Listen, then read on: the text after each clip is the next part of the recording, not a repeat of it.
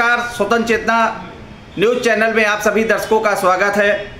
सिर्फ उत्तर प्रदेश की ही नहीं बल्कि देश की हॉट सीट जिसे कहा जा रहा है मिल्कीपुर विधानसभा चुनाव उपचुनाव जो कि होने जा रहा है, इसमें सिर्फ उत्तर प्रदेश के मुख्यमंत्री योगी आदित्यनाथ जी कम से कम आधा दर्जन से अधिक बार ना आके बल्कि उनके मंत्री भी एक प्रतिष्ठा का दाव बनाकर कि इसे चुनाव जीता जाए। वहीं दूसरी तरफ फैजाबाद लोकसभा चुनाव लड़ से विजय हुए अवधेश प्रसाद भी एड़ी चोटी एक कर दिए हैं। क्या कल इस चुनाव में मिल्कीपुर विधानसभा से क्या रिजल्ट आता है या इस पर लोकसभा के इस क्षेत्र से जनता किसको अपना प्रत्याशी विजयी घोषित करती है, आइए स्वतंत्र चेतना के ब्यूरो चीफ अयोध्या से जो कि के मिश्रा जी हैं, एक खास रिपोर्ट। मिश्रा जी, आपको पहले स्वतंत्र चेतना से बहुत बहुत जुड़ने के लिए धन्यवाद। ये बताइए, कल मिल्कीपुर का विधानसभा का उपचुनाव होने जा रहा है और जिस पर सिर्फ अयोध्या जनपद ही नहीं, उत्तर प्रदेश की नहीं बल्कि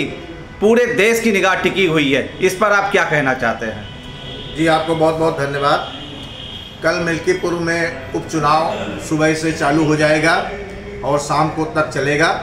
इसके लिए प्रशासन ने सभी तैयारियां पूरी कर ली हैं। आज पोलिंग पार्टियां भी रवाना हो चुकी हैं और अपने अपने पोलिंगों पर पहुंच चुकी हैं। मिल्कीपुर ना कहें तो उसे आप बदलापुर कह लीजिए, वो बदलापुर का विधानसभा का चुनाव है।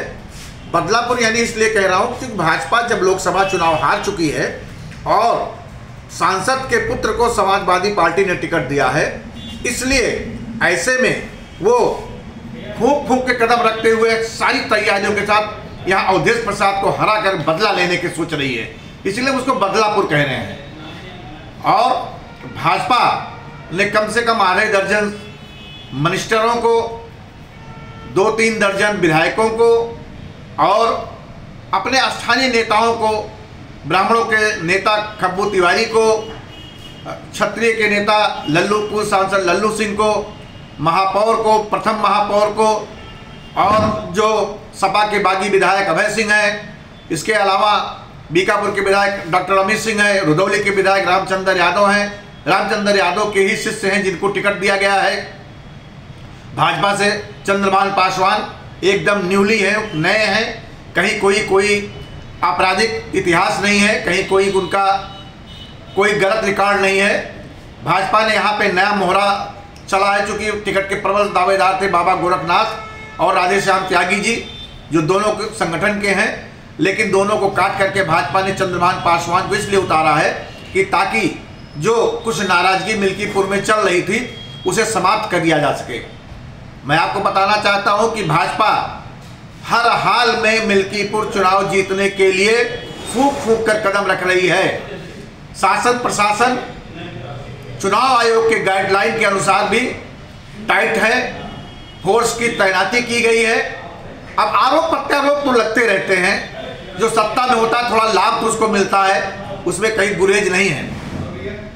समाजवादी पार्टी वाले कह रहे हैं कि उनके बूथ पर कार्यकर्ताओं को प्रताड़ित किया जा रहा है, उनके नेताओं को पुलिस परेशान कर रही है, वोट नहीं डालने देने की योजना है। अब ये कल क्या होगा इसको कल पता चलेगा, लेकिन मैं आपको ये बता दूं, हमने कई क्षेत्र में, कई बाज़ारों में पिछले 7-8 दिन से घूम करके मैंने देखा है कि भाजपा और सपा में ही जो लड़ाई है। बाकी एक सूरज चौधरी जो सपा के बागी हैं, उनका भी थोड़ा बहुत कहीं कोई नाम लेते हैं, लेकिन उसके मतलब नहीं। लेकिन मुख्य फाइट जो हो रही है, मुख्य जो लड़ाई है वो समाजवादी पार्टी और भाजपा के बीच है।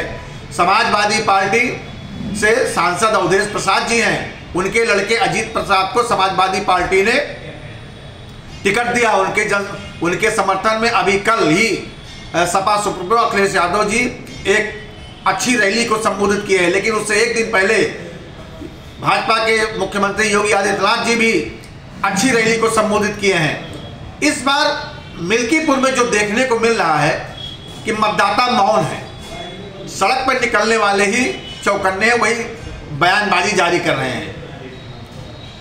लेकिन एक खाई ये देखी जा रही है कि भाजपा जहां सभी जातियों में सेंधमारी कर रही है, यादव में कर रही है, ब्राह्मण में तो है ही है, क्षत्रिय में है ही है, वैश्य में है ही है, निषादों में है, बर्मा में है, चौरसिया में है, मौर्य में है।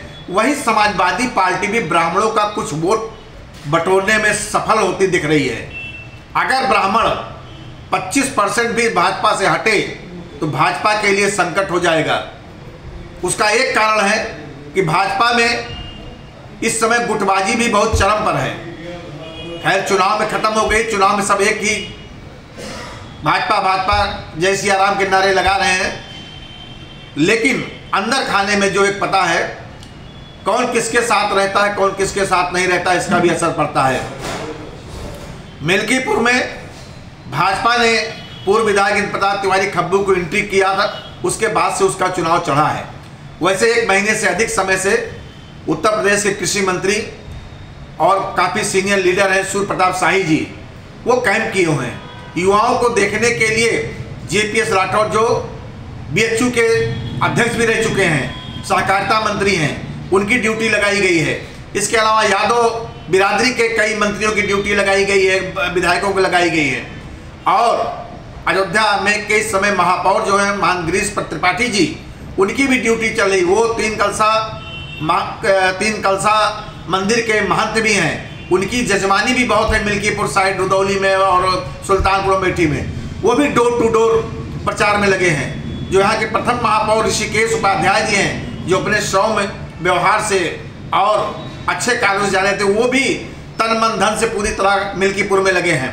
खब्बू तिवारी की एंट्री के बाद युवाओं में काफ़ी जोश आया। ब्राह्मण ही नहीं, खब्बू तिवारी को कई जातियों का समर्थन मिल रहा है। इसके बाद गोसाईगंज के जो सपा के बागी विधायक हैं अभय सिंह जी, उनकी एंट्री हुई है। एक युवा नेता जो ब्लॉक प्रमुख संघ के अध्यक्ष है शिवेंद्र सिंह, वो भी अपनी पूरी टीम के साथ कई दिनों से प्रचार प्रसार कर रहे हैं। तो इसलिए भाजपा के पास एक टीम और भी बहुत बढ़िया मिल गई उनको। यूपी के बड़े उद्योगपति अनिल सिंह हैं, उनके छोटे भाई टुनटुन सिंह जो मिल्कीपुर ब्लॉक के प्रमुख के पति हैं, मतलब प्रतिनिधि भी हैं, वो उनके आने से मलकीपुर में भाजपा और मजबूत हुई है। इसके अलावा जिला पंचायत अध्यक्ष श्रीमती रोली सिंह जी हैं, उनके हस्बैंड आलोक सिंह जी हैं।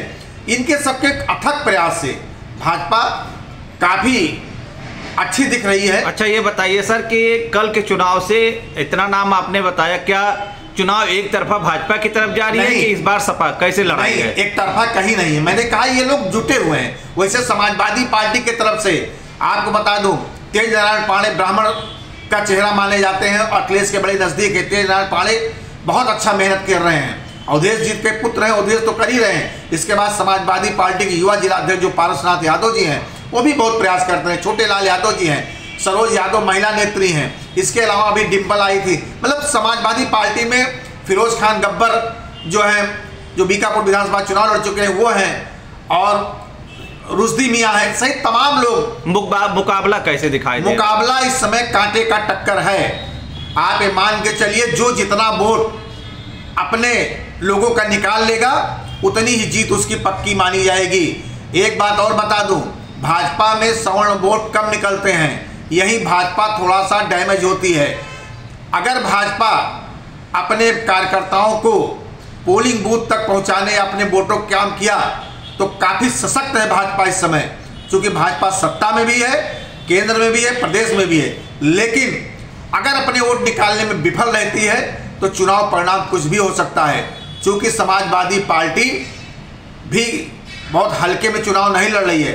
माना कि उसमें आनंद सेन का परिवार, सेन परिवार अभी खुल करके नहीं आया, 1-2 दिन ही प्रचार प्रसार किया है, फिर भी सेन परिवार कभी सपा का विरोध नहीं कर सकता है। उसका एक कारण है, यादव में थोड़ा कुंठा जरूर है कि सेन परिवार का अपमान होता है बार बार, क्योंकि वो मिश्रेन यादव की धरती है, जहाँ पे मिश्रेन यादव जी कई बार MLA रहे हैं, गरीबों के मसीहा कहे जाते हैं, उनकी धरती है। लेकिन वहीं से निकले हैं रामचंद्र यादव, जो भाजपा के 3 बार के रुदौली के विधायक हैं, और यादव में उनकी भी बहुत अच्छी पकड़ मानी जाती है। उनकी भी साख दांव पर लगी है। व्यापारियों में वेद प्रकाश गुप्ता जी भी अपनी उम्र का ना ख्याल करते हुए भी कई दिनों तक वो लगातार व्यापार संगठनों के साथ बैठक करके अपने प्रत्याशी को मजबूत किए हैं। लब्बो लुआब मैं आपको ये बताना चाहता हूँ कि अभी ये कहना कि भाजपा जीत रही है, सपा जीत रही है, ये अतिशयोक्त होगा। मैं आपको बता दूं, एक निचोड़ की लड़ाई कांटे की है। जो जितना वोट अपना निकाल ले जाएगा उसकी जीत उतनी ही अच्छी मानी जाएगी। मेरे समझ से यही है। अभी ना कोई जीत रहा है ना कोई हार रहा है। बहुत बहुत धन्यवाद सर।